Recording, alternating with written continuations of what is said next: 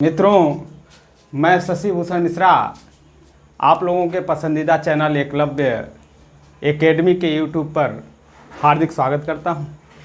मित्रों, आज हमारे पास टॉपिक है वर्गमूल, स्क्वायर रूट। स्क्वायर रूट देख करके कैसे निकालेंगे मात्र सेकंडों में, इसके लिए मैं आपको बहुत ही धांसू ट्रिक बताऊंगा। ध्यान दीजिएगा। देखिए, सबसे पहले तो आप यह जानिए कि कोई भी वर्ग दिया हुआ है तो यदि उस वर्ग के इकाई के स्थान पर कौन सी संख्या है तो उसके वर्गमूल के इकाई के स्थान पर होना क्या चाहिए। यदि हमें यह पता है तो वर्गमूल निकालना बहुत सिंपल सा काम है। आप ध्यान दीजिए, जैसे यदि कोई दिया हुआ संख्या है, दिए हुए संख्या के वर्ग के इकाई के स्थान पर और प्राप्त वर्गमूल के इकाई के स्थान पर। अब ध्यान दीजिएगा, यदि कोई संख्या दी हुई है, उसका यदि वर्ग है, यदि वर्ग के स्थान पर 1 है तो इकाई के वर्गमूल के इकाई के स्थान पर या तो 1 होगा और या तो 9 होगा। यदि कोई संख्या दी हुई है और उसका वर्ग यदि 4 है तो उसके वर्गमूल के इकाई के स्थान पर या तो 2 होगा या तो 8 होगा। यदि कोई संख्या दी हुई है और उसका वर्ग 5 है तो इकाई के वर्गमूल में इकाई के स्थान पर हमेशा 5 होगा। यदि 6 है तो इकाई में वर्गमूल का स्थान या तो 4 होगा या तो 6 होगा। यदि 9 है तो इकाई के स्थान पर या तो 3 आएगा या तो 7 आएगा। एक चीज का ध्यान रखिए, आपके सामने ब्लैक बोर्ड पे मैं 1 से लेकर के 20 तक की संख्याओं का वर्ग मैं लिखा हूं। इसलिए लिखा हूं कि जब हम वर्गमूल निकालेंगे तो मैं ट्रिक जब बताऊंगा तो आप इस पे विशेष ध्यान दीजिएगा। यह याद रहेगा, तभी आप ट्रिक के माध्यम से मात्र सेकंडों में निकाल पाओगे। और यह चीज आप ध्यान रख लीजिएगा। बाकी आप एक बार स्क्रीनशॉट इसका ले लीजिए ताकि मैं फिर इसको रिमूव करूंगा। यह चीज यदि आप ध्यान दे दिए कि वर्ग के इकाई के स्थान पर है तो वर्गमूल के इकाई के स्थान पर क्या आएगा, एक चीज और आप नोट में लिख लीजिएगा। यदि कोई संख्या दी हुई है तो यदि उसके इकाई के स्थान पर 2, 3, 7 और सिंगल 0 हो, 7 के बाद एक 8 भी लिख सकते हैं, 8 और सिंगल 0, एक 0 हो तो वह संख्या कभी भी पूर्ण नहीं होती, वह पूर्ण वर्ग नहीं हो सकता। यदि कोई संख्या दिया हुआ है और उसके इकाई के स्थान पर 2, 3, 7, 8 और सिंगल 0 है तो वह संख्या कभी पूर्ण वर्ग नहीं हो सकता। उन्हें पूर्ण वर्ग बनाया जाता है। ऐसे भी क्वेश्चंस आते हैं कि दिया हुआ क्वेश्चंस में किस संख्या से गुणा करें कि वह संख्या पूर्ण वर्ग बन जाए। बाकी मैं आपको अभी उस टॉपिक में नहीं लेके चल रहा, केवल आपको वर्गमूल निकालने का तरीका बता रहा हूं, इसलिए मैं इस चीज को आपको बताया। यदि इतना दिया हुआ हो इकाई के स्थान पर, इकाई के स्थान पर, तो वह संख्या पूर्ण वर्ग नहीं होती है। एक चीज का ध्यान रखिए, यहां केवल मैं 1 0 लिखा हूं तो इसका मतलब यह मत समझ लीजिए कि 0 0 दे दिया कोई संख्या तो यहां तो 2 0 है लास्ट में। यदि मान लीजिए 5 1 0 0 0 0 दिया तो मैं इस 0 0 को नहीं लेके चल रहा हूं। केवल मैं लास्ट में एक जीरो को मान के चल रहा हूं। जैसे यह 5110 अगर दिया है तो यह संख्या कभी पूर्ण वर्ग नहीं है, लेकिन 5100 है तो वह संख्या हो भी सकता है। उसके लिए आपको एक बार चेक करना होगा, कॉपी और कलम उठाना पड़ेगा। बाकी यदि सिंगल जीरो है तो आपको आंख मूंद के इसको काट देना है कि यह पूर्ण वर्ग नहीं है। इसलिए यहाँ अकेले बल्कि लिख लीजिए, नहीं तो आप स्क्रीनशॉट में बाद में कहोगे कि गलत हो गया, ठीक ना। और केवल एक शून्य इकाई के स्थान पर हो तो वह संख्या कभी पूर्ण वर्ग नहीं हो सकती है। दूसरा इसी में एक चीज और है कि यदि कोई संख्या दी हुई है, मान लेते हैं कोई 2 अंक की अगर संख्या दिया हुआ है, कोई दो अंक, तो उसका अगर वर्गमूल निकालते हैं तो उसका वर्गमूल हमेशा एक है, यानी वो अपने का आधा होता है। यह भी आप एक नोट में कर लीजिएगा कि कोई संख्या दिया हुआ है, कोई संख्या दिया हुआ है तो उस संख्या का वर्गमूल दिए हुए संख्या के अंकों का आधा अथवा एक अधिक होगा। अब यहाँ पे आपको एक चीज देखना होगा, मैंने आपको बताया दिया हुआ संख्या का आधा अथवा एक अधिक होगा। मैं एक एग्जांपल्स लेकर के चल रहा हूँ। जैसे सपोज दैट मेरे पास एक एग्जांपल्स है 1024। अब 1000, मैं इसको केवल आपको समझा रहा हूँ इस चीज के लिए। प्रश्न पूछता है 1024 है, 1024 का वर्गमूल आप निकाल लीजिए। मैं आपको दोनों चीजें बता रहा हूं, पहले तो ट्रिक भी बताऊंगा और यह भी आपको बताऊंगा कि कैसे यह चीज भी फॉलो होता है। 1024 में हम हमेशा क्या करते हैं कि इकाई के तरफ से जोड़ा बनाते हैं। हमने जोड़ा बना दिया, बच गया आपका 24 हुआ और 10 हो गया। अब आप 24 के इकाई के स्थान पर क्या है, 4 है, तो यदि हम वर्गमूल निकालेंगे तो उसके इकाई के स्थान पर क्या आना चाहिए, 2 आना चाहिए या तो 8 आना चाहिए। तो आपका इकाई के स्थान पर क्या होगा, या तो 2 होगा या तो 8 होगा। अब बच गया कितना, 10। अब 10 में आप देख लीजिए कि किसके किसके बीच में है, किस संख्या के वर्ग के बीच में है। 3 तिहाई 9 और 4 चौका 16, 9 और 16 के बीच में, यानी 3 के वर्ग और 4 के वर्ग के बीच में है। तो जब 3 और 4 के वर्ग के बीच में है तो हमेशा ऊपर वाला लिया जाता है। तो ये हमारा 3 संख्या यहाँ ले लेंगे। अब इसमें एक चीज का ध्यान रखिएगा, अब यह चीज देखना है कि अब इसमें 2 रहेगा कि 8 रहेगा। देखिए मैंने आपको बताया, हमेशा चाहे पड़ोसी चाहे जितना भी आपसे जो है जलन करे, पड़ोसी चाहे जितना भी आपसे ज्वेलस करे, लेकिन रहता हमेशा पड़ोसी ही मौके पर काम करता है। इसीलिए यह चीज देखना होता है कि वह किसके नजदीक में है। सबसे अधिक किसके नजदीक में है, 9 के नजदीक में है। 9 के नजदीक में है तो जब 9 के पहले वाले के स्थान पे नजदीक में होता है तो हम हमेशा ऊपर वाला लिखते हैं। यानी हमेशा 1024 का वर्गमूल कितना हो जाएगा, 32। अब यहाँ पे मैं दूसरा टॉपिक भी आपको बता देता हूं कि यह 1024 कितने अंकों का संख्या है, 4 अंकों की संख्या है। इसका वर्गमूल कितने अंक में आया, 2 अंक में। हमने क्या बताया, कोई संख्या दिया हुआ है तो उस संख्या का वर्गमूल दिए हुए संख्या के अंकों का आधा अथवा एक अधिक होता है। आधा हो गया 1024 का आधा, यानी 2 अंकों में आ गया कि नहीं आ गया। 4 अंकों की संख्या का आधा हो गया 2, यानी कि 2 अंकों में आ गया 32।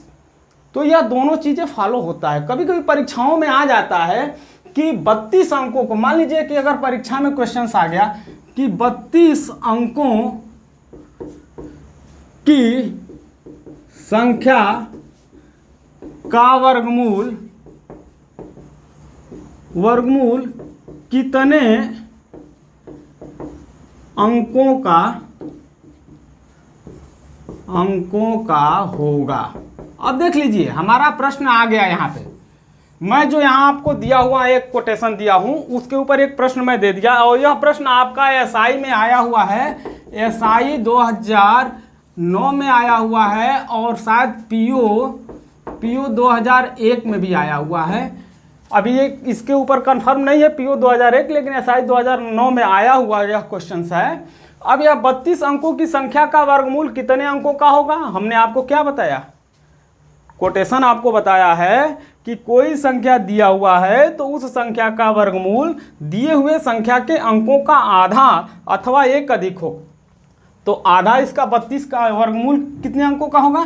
32 का 2 कर लीजिए, कितना हो गया? 16, यानी 16 अंकों का इसका क्या हो जाएगा? वर्गमूल हो जाएगा। यह इस तरीके के क्वेश्चंस अक्सर परीक्षाओं में आते हैं।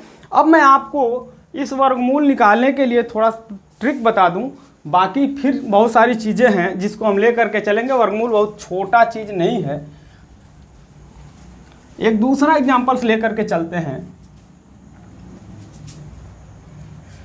आप खुद बताओगे। मान लीजिए हमारे पास एक दिया हुआ है 6084 क्वेश्चंस दिया हुआ है, इसका वर्गमूल हमको निकालना है।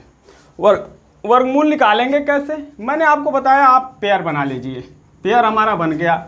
इकाई के स्थान पर क्या है? 4 है। 4 के इकाई के स्थान पे आने का हमने आपको नियम बताया कि यदि इकाई के स्थान पर 4 है तो उसका वर्गमूल निकालेंगे तो इकाई के स्थान पर या तो 2 होगा या तो 8 होगा। अब आपके पास बचा क्या? 60।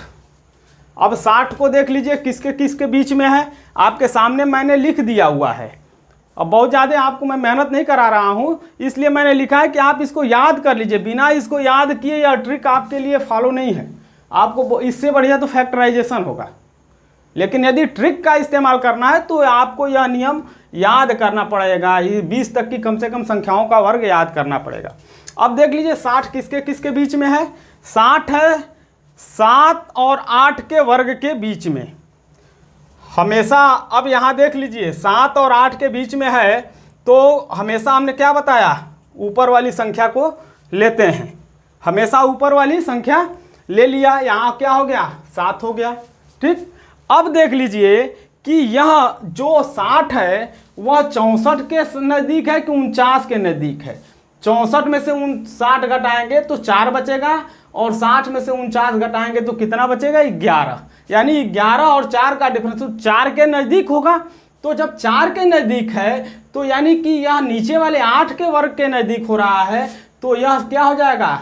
दूसरा वाला संख्या, यानी इसका वर्ग क्या हो, वर्गमूल क्या हो जाएगा? 78।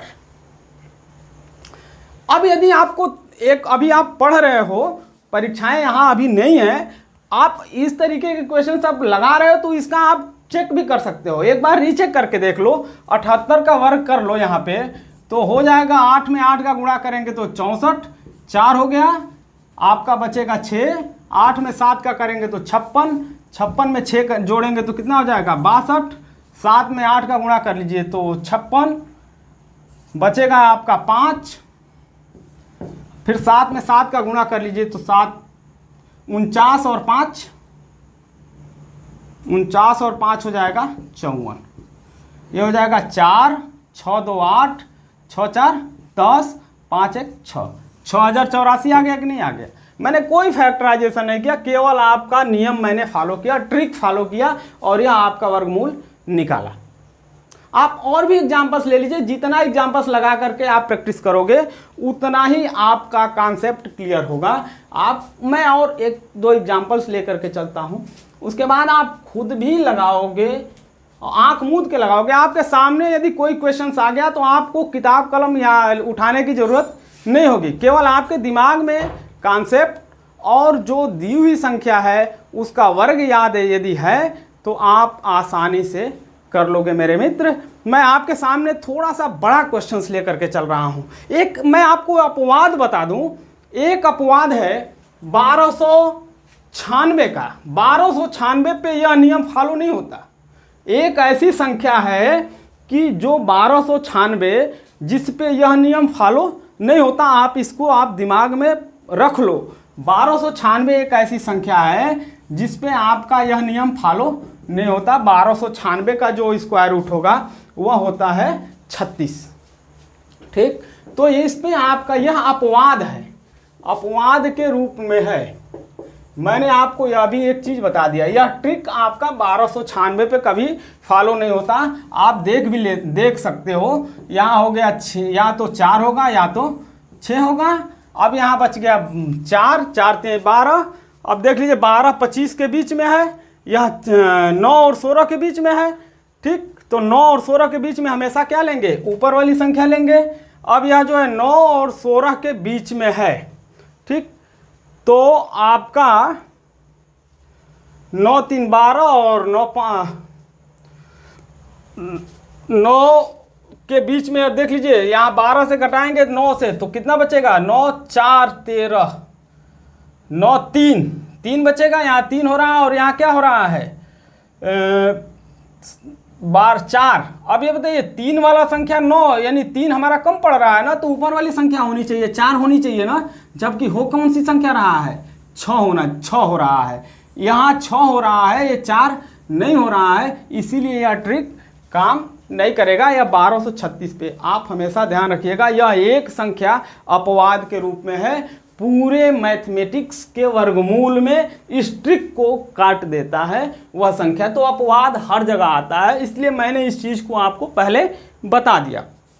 और थोड़ा सा मैं बड़ा संख्या लेकर के चल रहा हूँ, थोड़ा सा इससे बड़ा। अभी तक तो आप 2 संख्याओं पे चल रहे थे, मैं आपको 3 संख्याओं पे लेकर चल रहा हूँ। आपके सामने है 26569, 26,569।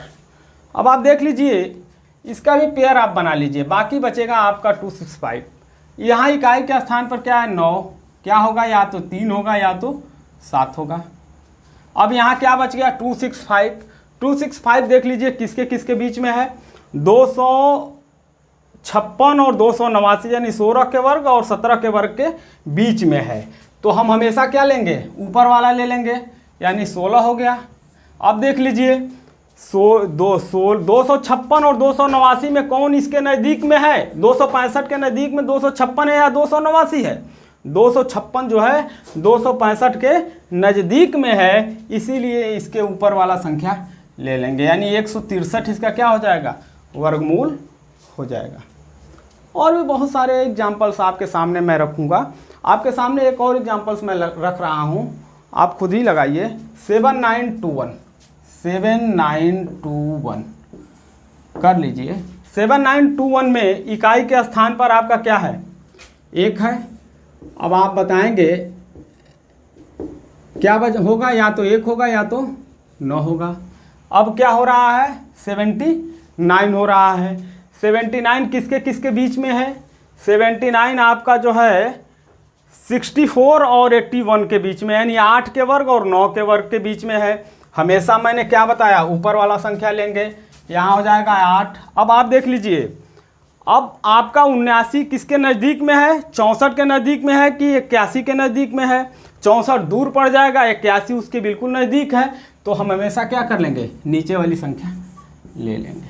यह आपका वर्गमूल है। सारे के सारे क्वेश्चंस आप इस ट्रिक पे लगा सकते हो।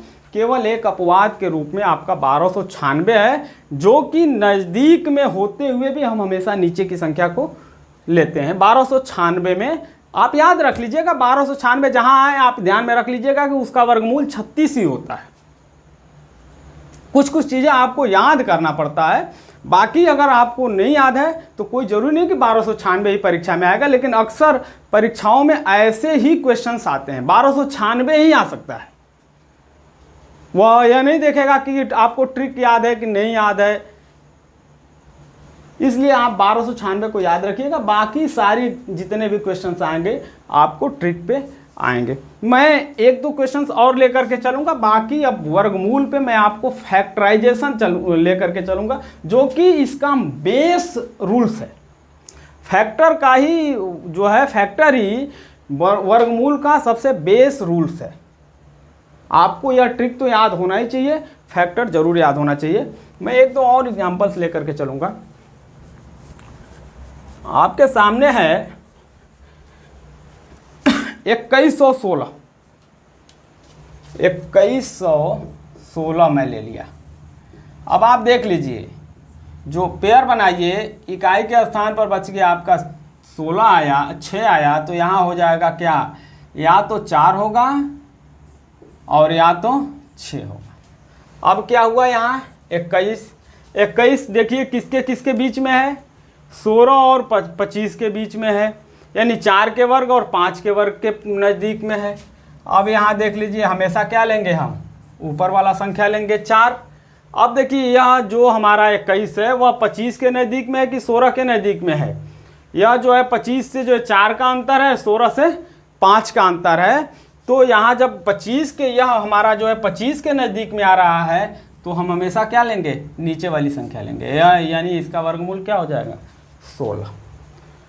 और भी क्वेश्चंस आप ले लीजिए, आप 4489, आप 4489 ले लीजिए।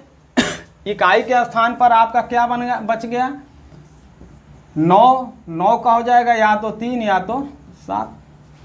अब बच गया आपका 44 किसके किसके बीच में है, 44 है आपका 7 के वर्ग और 8 के वर्ग के बीच में। तो आप क्या लेंगे, हमेशा ऊपर वाला ले लेंगे। अब देख लीजिए 49 के नज़दीक में कि 64 के नज़दीक, नहीं, आपका जो है 44 36 6 के वर्ग और 7 के वर्ग के बीच में है। सॉरी, मैंने गलत बोल दिया आपको। इसलिए यह 44 जो है 36 और 49 के बीच में है, तो हम हमेशा क्या लेंगे, ऊपर वाली संख्या ले लेंगे। बच गया क्या, यहाँ 6 हो गया। ठीक, अब देखिए, यहाँ देखिए 44 जो है 36 के नज़दीक में हो रहा है कि 49 के नज़दीक में हो रहा है। आप खुदे अंदाजा करिए, यह जो है यहाँ से डिफरेंस आपका अधिक है, यहाँ से डिफरेंस आपका कम है, यानी नीचे वाली संख्या के नज़दीक में हो रहा है, तो यह नीचे वाली संख्या ले लेंगे। इसका वर्गमूल कितना हो जाएगा 67। और भी बहुत सारे क्वेश्चंस आपके सामने एग्जाम्पल्स आएंगे, आप उसको लगाइएगा, प्रैक्टिस करिएगा। प्रैक्टिस करने के बाद आप कमेंट बॉक्स में कमेंट करके आप जो भी आपके पास समस्याएं आ रही हैं आप मेरे से पूछ सकते हैं, मैं उससे समाधान करने की कोशिश करूंगा। बाकी मैं थोड़ा सा सवाल पे ले करके चल रहा हूं दूसरे टाइप का। हमारे पास प्रश्न आता है कि दिए हुए प्रश्न में कौन संख्या पूर्ण वर्ग नहीं है। मान लेते हैं हमारे पास क्वेश्चंस दे दिया, दिए हुए विकल्प में कौन सी संख्या पूर्ण वर्ग नहीं है। आपके सामने विकल्प दे दिया MP4, दूसरा दे दिया XYZ6, तीसरा दे दिया MN2, चौथा दे दिया XZ9। अब आप देख लीजिए, इकाई के स्थान पर हमको देखना है। अब इस संख्या में हमारे पास सारी संख्याएं चाहे जो भी दिया हुआ, लेकिन हमको दे रहा है कि दिए हुए विकल्प में कौन सी संख्या पूर्ण वर्ग नहीं है। अब देख लीजिए, हमने आपको बताया एक चीज़ कि यदि कोई संख्या दिया हुआ है और यदि उसके इकाई के स्थान पर या तो 2 हो, या तो 3 हो, या तो 7 हो, या तो सिंगल, या तो 8 हो, या तो सिंगल 1 0 हो, 1 0 हो, वह संख्या कभी पूर्ण वर्ग नहीं होती। इसमें इकाई के स्थान पर कहाँ ये केवल 2 दिया हुआ है, ये 2 दिया हुआ है, अतः यह संख्या क्या होगा, पूर्ण वर्ग नहीं हो सकता। किसी भी दी हुई संख्या यदि पूर्ण वर्ग है तो उसके इकाई के स्थान पर या तो 1 होगा, या तो 4 होगा, या तो 5 होगा, या तो 6 होगा, या तो हमेशा डबल 0 होगा। जैसे सपोज दैट मैं एक सिंपल एग्जांपल्स और लेकर के चल रहा हूँ। 10 का वर्ग कर लीजिए, 10 का वर्ग कर लेंगे तो 10 का वर्ग करेंगे तो कितना हो जाएगा 100। यहाँ हमेशा क्या हो रहा है, डबल 0 हो रहा है, यदि मैं एक शून्य और बढ़ा दूं, आप पेयर लगा लीजिए, आप पेयर लगाइए हमेशा, आप पेयर जब लगाएंगे तो यहाँ क्या हो जाएगा, ये आपका पेयर हो गया, ये आपका पेयर हो गया। आप बना लीजिए। मैं इसको ये नहीं कि 10 का वर्ग मैंने आपको 1000 कर दिया, 10 का वर्ग तो 100 ही है। केवल मैं समझाने के लिए यहाँ सिंगल जीरो मैं आपको बता रहा हूँ कि कैसे है सिंगल जीरो। पेयर यदि मैं बनाया यहाँ पे तो शून्य है इकाई के स्थान पर, तो आपका क्या होगा, या तो शून्य होगा, यहाँ शून्य ही होना चाहिए इकाई के स्थान पर। यदि कोई संख्या दी हुई है और उसके इकाई के स्थान पर उसके वर्ग में भी शून्य दिया हुआ है तो उसके वर्गमूल में भी शून्य ही होगा। यहाँ ये शून्य ही है। बच गया आपका 10। 10 आपका किसके नज़दीक में है, 30 के 3 के नज़दीक में होगा, 3 9 और 16 के नज़दीक में है। अब ये ले लेंगे 3 हो जाएगा। अब बताइए 10 9 और 16 के नज़दीक में है तो हमेशा क्या होगा, 9 के नज़दीक में। इसका मतलब क्या, नीचे कोई संख्या दी हुई है, नहीं दिया हुआ है, यानी यहाँ क्या हो जाएगा, 1000 का जो है वर्गमूल नहीं निकल सकता। यहाँ सिंगल जीरो बना रहा है, इसीलिए यदि डबल जीरो बनाए, कभी भी कोई संख्या दिया हुआ है, यदि डबल जीरो बनाए, जैसे मान लेते हैं मैं 500 ले लिया, थोड़ा सा बढ़ा लिया, 500 ले लिया, यहाँ डबल जीरो है भले ही, लेकिन यहाँ डबल जीरो पेयर बनाने पे यहाँ डबल जीरो नहीं हो रहा है।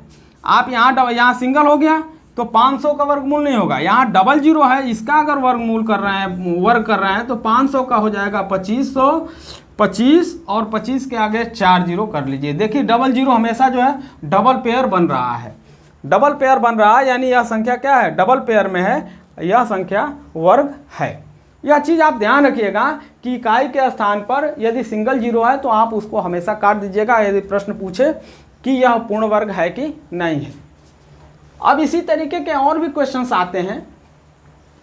क्वेश्चंस आएंगे कि निम्नलिखित दिए हुए विकल्प में से कौन सी संख्या से गुणा करें कि वह संख्या पूर्ण वर्ग हो जाए। अब इसको समझने के लिए हमको थोड़ा सा फैक्टर पे चलना पड़ेगा। फैक्टर जैसे मान लेते हैं, सपोज दैट हमारे पास 144, मैं छोटा सा लेके चल रहा हूँ, 144 का वर्गमूल निकालना है।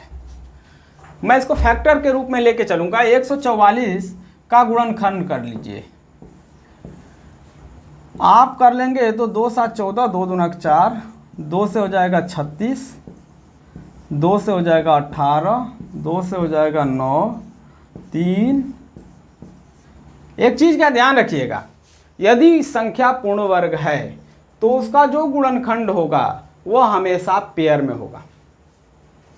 यदि गुणनखंड पेयर में नहीं है तो वह संख्या पूर्ण वर्ग नहीं है। उन्हें या तो गुणा करके बनाना पड़ेगा या तो भाग दे करके बनाना पड़ेगा। अब यहाँ देख लीजिए, इसका पेयर बन रहा है 2, 2 और 3, सब में से एक एक निकाल लीजिए, यानी 2 2 3 कर लीजिए तो कितना हो गया 12, यानी 144 का वर्गमूल कितना हो जाएगा 12। एक चीज़ का इसका भी आपको विशेष ध्यान देना पड़ेगा कि कभी कभी प्रश्न पूछता है कि दी हुई संख्या में किस संख्या से गुणा करेंगे तो वह पूर्ण वर्ग बनेगा। यहाँ यदि मैं 144 के जगह पे आपका केवल और केवल कर दूं 4 दूना के 8, 8 दूना के 16, 16 48, यदि दे दे 48, दिया हुआ संख्या 48 है, 48 को वर्ग बनाना है तो किस संख्या से गुणा करेंगे तो यह पूर्ण वर्ग बनेगा। इसका आप गुणनखंड कर लीजिए, गुणनखंड करेंगे तो हो जाएगा 2 2 दूना के 4, दूना के 8, दूना के 16, 16 16 दूना 16, हाँ 2 और 2 चौका 8, 2 से हो जाएगा 12, फिर 2 से हो जाएगा 6, फिर 2 से हो जाएगा 3। अब कर लीजिए, मैंने आपको बताया किसका जोड़ा नहीं है इसमें, एक जो है ये 2 का जोड़ा है, 2 का जोड़ा है, ये 3 क्या है सिंगल है। तो यदि 1 3 और होता तो यह 48 क्या हो जाता पूर्ण वर्ग हो जाता। तो आप कर लीजिए 2 गुणित 2 गुणित 2 गुणित 2 गुणित 3 गुणित 3 कर लीजिए तो ये हो जाएगा 144। इस तरीके से आपके ऐसे क्वेश्चन यदि परीक्षाओं में आते हैं तो आपको हल किए जाते हैं। मेरे मित्रों, आज के लिए इतना ही। कल इस पे मैं और डीप से चलूँगा। ठीक, आप ट्रिक पे विशेष ध्यान रखिएगा और ट्रिक ही परीक्षाओं में सबसे अधिक उपयोगी होता है। मैं अंत में आपसे ज़रूर निवेदन करूँगा कि यदि हमारा चैनल आपको पसंद आए, वीडियो पसंद आए, तो आप हमारे चैनल को अधिक से अधिक सब्सक्राइब करें, लाइक करें और शेयर करना न भूलें। धन्यवाद।